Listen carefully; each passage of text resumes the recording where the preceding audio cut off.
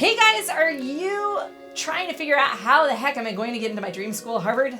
If so, you have come to the right place. Stefani here with me today is going to tell you all about how she got into Harvard. She's currently a student there. I want to encourage all of you to go to our website, SupertutorTV.com/subscribe, and subscribe to our mailing list. If you do that, we will keep you up to date on everything awesome that's going on with our channel, as well as when we release our ACT math book series that Stefani helped a ton on. Other things, subscribe to our YouTube channel, check out our live ACT video prep series at SupertutorTV.com, and without further ado, I'll let Stefani take it away.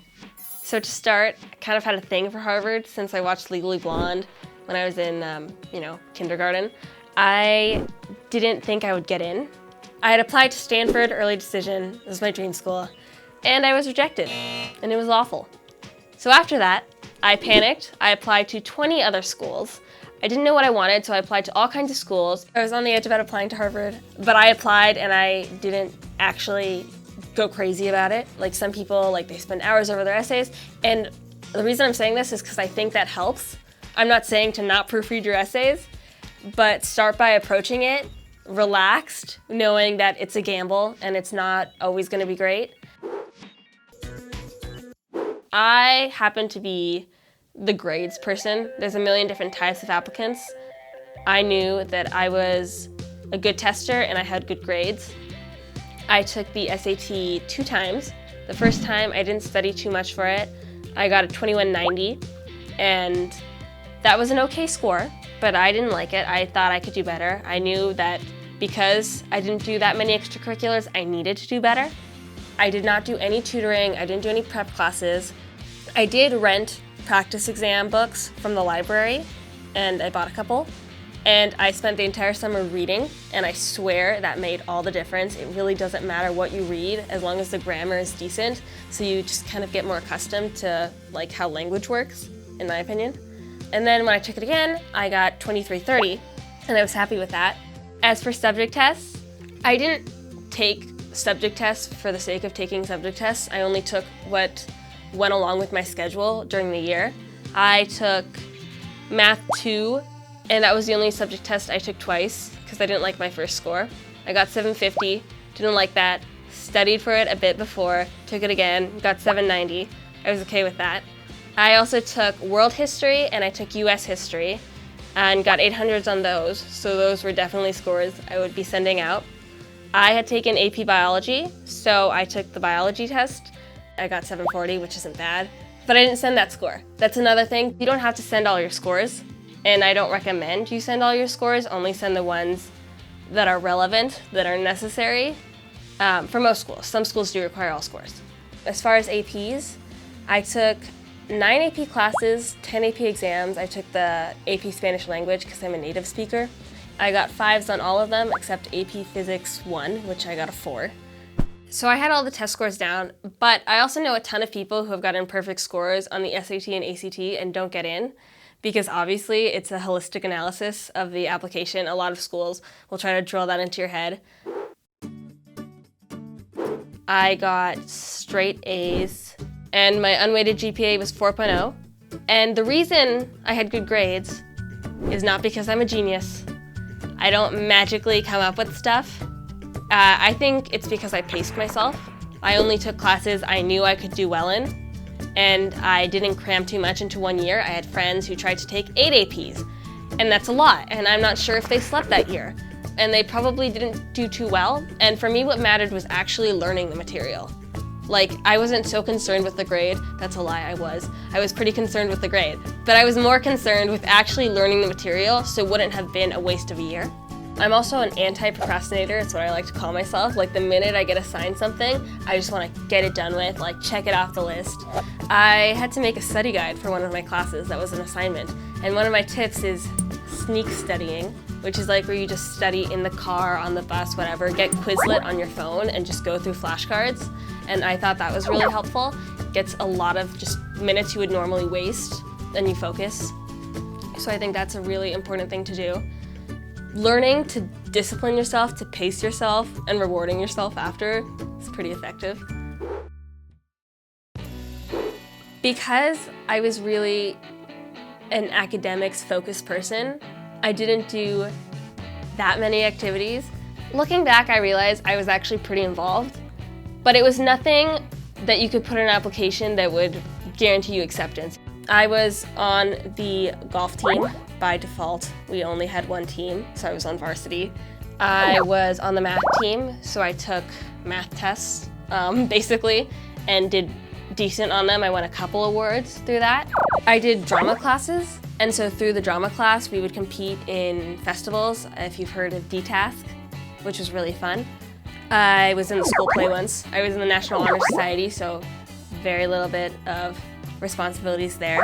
I did a lot of random stuff, I was on Envirothon, my school's Envirothon team, which is a decathlon for environmental science, for 2 years, but I actually didn't do too much with it, so I didn't put it on my application. I tried Youth in Government, it's a YMCA program. I tried Junior Statesman of America, but I didn't do much for those activities other than just attend a couple times, so I didn't put it on my application, and I don't recommend you put stuff that you just attended. Put something that you contributed to. I did actually found and was president of my school's Girls Who Code chapter, and there was 2 other girls and myself who really wanted to do it, so it was definitely a team effort. I wouldn't say, oh, I was president and I led the charge, but that's something to put in your application if you started something and you tried to make it grow. And I would say that these extracurriculars are great, but I actually didn't 100% immerse myself in them because my main extracurricular was helping out at home. My mom is a single mom and she's awesome, and instead of working, she decided to use her savings and host international students at our house, and that's how we made a good part of our income. So since I was 8 years old, I would teach them how to do laundry and make dinner and deal with their fiascos and even teach them English. And that's something I spent a lot of my time doing since I was very young. And that's the thing about extracurriculars. You want to put stuff that have tangible accomplishments. You want to be able to say, I won a national award for this, but I couldn't say any of that. And I was really unsure about putting this not so official extracurricular, but it was how I spent my time, so I put it, and it was what I wrote my essay about. And I think that putting something that means something to you, that significantly impacted your life, even if it's not an official activity, makes a huge difference. I did put a couple things that were just stuff I like to do. I put yoga and ballroom dance, not because I'd won any yoga awards or dance awards. I put it because that was how I like to spend my time, and that's how I interpreted the extracurricular section. Because it's not all about winning every day of every hour, you don't do something unless you win. I think if you have the space, it might be nice to put a hobby, something that you think makes you more genuine as a person, not just a machine. For my Common App essays, I mentioned that my first essay was about hosting international students, but it wasn't just look at what I did, XYZ responsibilities, XYZ accomplishments. It was a story about a certain day, a certain situation, and then I expanded the story to have it stand as symbolic of the learning experience that comes with hosting students. And I think that's what's important about the essay, that you make it something worth reading, not just because it's an application essay and you're applying, but something that people want to read because it's interesting and it shows depth of thought.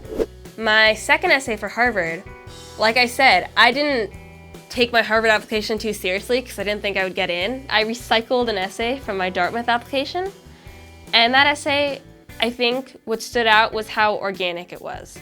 I saw the prompt, I liked it, I sat down and I just scribbled out what I wanted to say on the subject.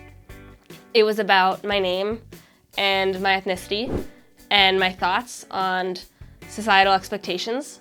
I happen to be Hispanic, but I don't look like the stereotyped Hollywood version.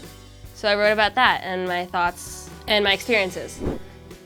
Having an essay that showed thought about something, serious consideration, is one of the best things you can do for yourself, because your hobbies will change, your passions will change, but your approach to problems, your approach to life is something that begins as soon as you let it. And the more that you can show that you've started, the better chance you have of showing that you're ready for college. To wrap up, I think the reason I got in is not because I had the test scores, because everyone does. Almost everyone who applies at this caliber that they're seriously considering will have competitive scores. I think I got in because I talked about things that were personal to me, that were unique, and if you don't have that, that's okay. But like those sort of weird experiences that you have, that everyone has, are worth mentioning because they shape your perspective. And Harvard, right now, and most schools are, and rightfully so, they are looking for diversity. They don't want clones. So if you can prove that you've thought deeply about something and you have something different to say, then that's one of the most important things you can put in your application. Thanks for listening to me. Thanks for watching. If you want to hear more about other people's admission stories, or if you just want to study harder for the SAT, there are a million videos on SupertutorTV.com that you can check out. Thanks, guys. Bye.